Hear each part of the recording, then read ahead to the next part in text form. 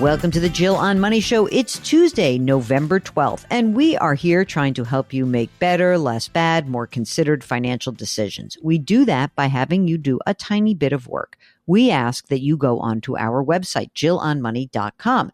And when you're there in the upper right-hand corner, there is a Contact Us button. Click that button, write us a note, and that's the email we receive. If you'd like to join us on the air live, just check the box. Mark will do everything else. And also check out all of the content that lives at jillonmoney.com. We've got a blog.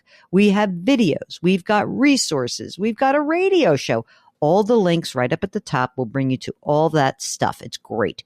You can also subscribe to our service called Jill on Money Live. For $35, you will have access to quarterly live webinars and bonus content, the back catalog.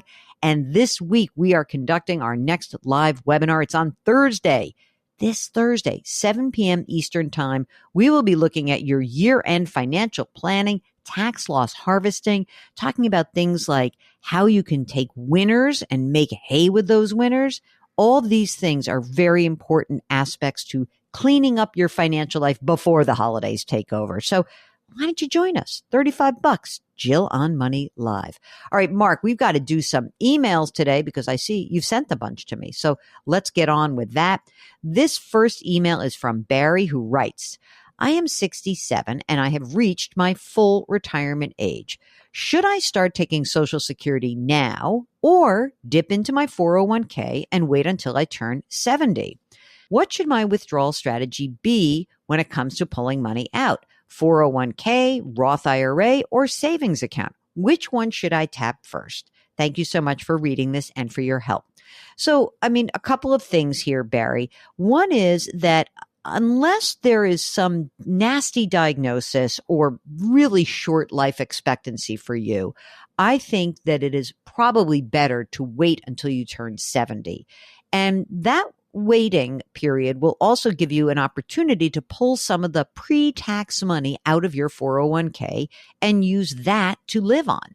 Now, you didn't give us the balances of these accounts, but in general, if we can get more money out of your 401k before you turn 75 and the government forces you to take that money, I think you'll be much happier. So in general, we like to kind of keep that 401k flowing as like the engine of your income, or, pretend you're getting like a pension check, and then what we would perhaps consider is maybe tapping the savings account. But again, I don't know how much money is in there. So I think kind of depends on the amounts, but most importantly, I think that delaying until age 70, that gives you that extra 8% or so a year. What a big advantage. And that, by the way, that higher amount is also inflation adjusted. So kind of great on both sides of it. Okay, this question is from Sarah. Sarah writes, hello, my husband and I have a money market with about $105,000 in it, and I'd like to use about $10,000 of that account to pay off one of my son's loans. One loan is $5,000 at 7.88%, and the second loan is $5,000 at 6.34%. Do you think this makes sense, or will we pay too much capital gains when we withdraw money from the money market? Our annual income is $100,000. We have no mortgage, no car loans, just 2 federal college loans, and we're paying about 4% interest. Okay, so here's the thing. I don't know how much money you guys have total in terms of like you have $100,000 of income, but you have no mortgage, you don't have car loans, do you have retirement funds? I don't know if this is like the smartest or not smartest move for you, but I think that paying off a 7.88% loan and a 6.34% loan is a lovely idea. Now, if you have money market funds, there should be no capital gains unless you sold something previously that created a capital gain. You should be fine. So yeah, go ahead. Why not? You can pay it off. Seems fine. Okay, this is from Diana, who writes, good morning. I love seeing you on CBS Mornings. I'm curious if there is anything more I can be doing for retirement. I was a stay-at-home mom until my divorce, and I started a career in 2017 at age 56. Last year's income was $85,000. I have an IRA, a rollover from an annuity from my divorce. which has a value now of over $600,000. Oh my gosh, it doubled in the past 10 years. I have a 401k through my employer, of which I am depositing 14% of each paycheck, and the balance is $79,000. I have an HSA, which I deposit $110 each paycheck. I just bought a small home and I pay $1,500 a month. I would love to retire at 65, but I'm not sure if I should because of my mortgage. And I'm active and I love to travel. I've thought about cutting down my hours to 30 hours a week. Maybe that's a good option until I'm 67, at which time I would receive about $2,400 from Social Security. Those are the basics. Okay, is there anything more you could be doing for retirement? This sounds like a really, really good game plan that you have laid out. I always think that if you're an active person and you love to travel, if you reduce your hours to 30 hours a week, maybe you can even work longer. And one other thing to consider is, just like the previous question, maybe for you, claiming at 70 might make some sense, but I'd need to know more about you. But I think you're doing a really good job.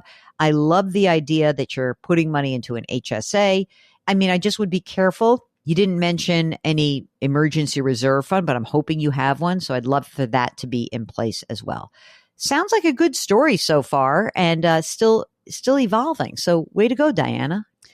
Okay, this is from Olivia. I love the subject. Can we be done saving for retirement?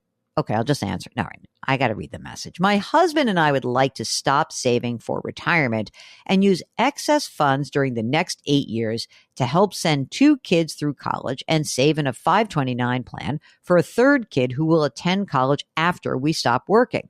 Okay. Any excess savings would be added to our brokerage account. I am 47. My husband is 50, and we would like to retire from full-time work in 8 years when I am 55 and he is 58. Okay, here's the game plan. Ready, gang?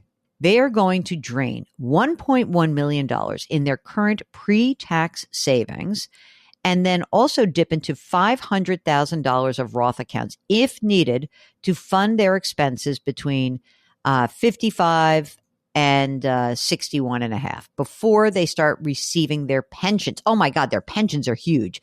$95,000 for her, $113,000 for him, but they have to wait till they're 61 and a half. They'll need to net $10,000 a month to live comfortably and pay for healthcare during those gap years. Our house will be paid off when we stop working. We will continue to max out our HSA while we are working. Does this plan work? Can we be done with retirement savings? I think it'll work. Not only do I think it'll work, but I'm not so sure you're going to have to dip into the Roth.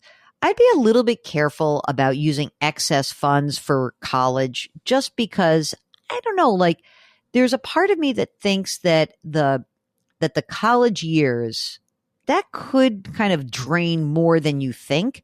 So if your $10,000 a month to live comfortably and pay for healthcare also includes the college years, sure. But I'm very interested in finding out what these numbers amount to, because there is a universe where you use all of your pre-tax savings and then you're dipping into your Roth accounts to actually pay for college.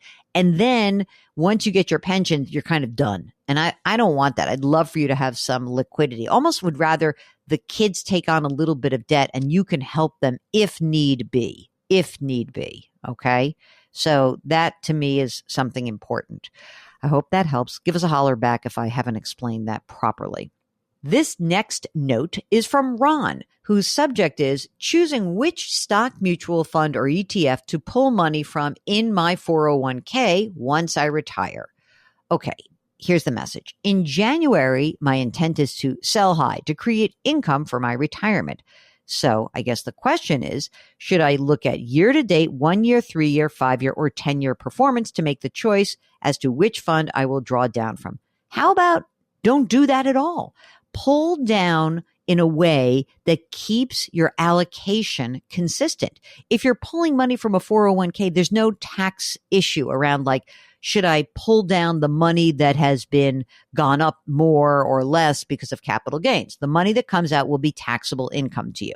But I am much more concerned that instead of saying buy to sell high, is that you sell in a way that maintains the allocation that you need. So I'm happy to walk you through this, Ron, but I have a sense that we might be overthinking this. Generally, I would just be very clear that it is important for you to make sure that you're not kind of tinkering around and trying to time the market, and instead pulling money out that leaves you with an allocation that is consistent with your needs, your income needs, and your long-term goals. I hope that helps.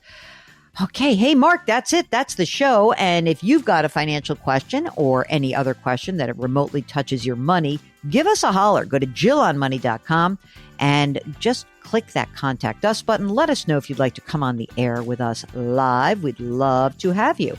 And while you're there, sign up for the free weekly newsletter. Just check out all of our content that lives there. It's so great. The blog, we've got resources, we got a radio show, we've got a YouTube show. Links are all right there. You can subscribe to us on the Odyssey app or wherever you find your favorite podcasts. Put your hands metaphorically on someone's back.